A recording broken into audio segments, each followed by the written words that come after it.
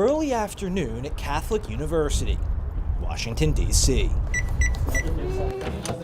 Billy Vermillion will spend hours in this lab today, hours that have added up to years, working towards a moment that's finally in reach. Because of where I am now, it's embarrassing to know that that's where my beginnings, it all started. It all started some 20 years ago when Billy was in 3rd grade, doing homework at the dining room table. An everyday moment when everything changed. He couldn't spell the word was. I'm like, Billy, was, it's a 1st grade word. And his face got red, he balled up the papers and he started throwing his homework papers on the floor. I just didn't understand what was happening. I was freaking out. Billy went to Anne Arundel County Public Schools and had an IEP, or Individualized Education Program, for his disabilities.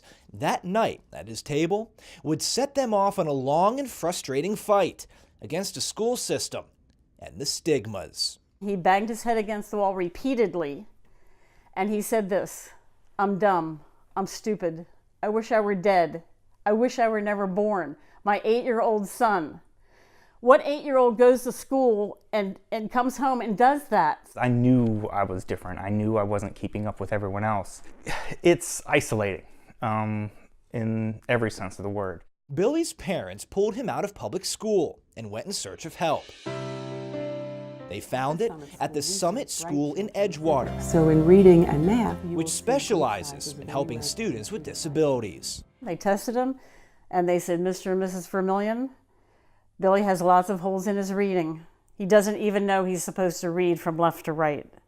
If you don't do something, he'll never learn to read. Severe dyslexia, which the family says Anne Arundel schools never diagnosed. Armed with this new information, the family hired an attorney and took on the county. The Vermillions argue the public school system failed Billy and couldn't provide what he needed, but the Summit School came at a price which the family couldn't afford. We sat down with the county for mediation. I was asked, how far are you willing to take this? I said, I'll tell you what, I just bought a house in this county. I'm willing to lose it. I'm willing to lose everything I own and everything I will own, because I'm not going to look at my son when he's 18 and tell him we didn't have the money to get you help that exists. It wasn't easy, and it took years, but the county eventually paid for all of Billy's tuition at Summit School, where he thrived.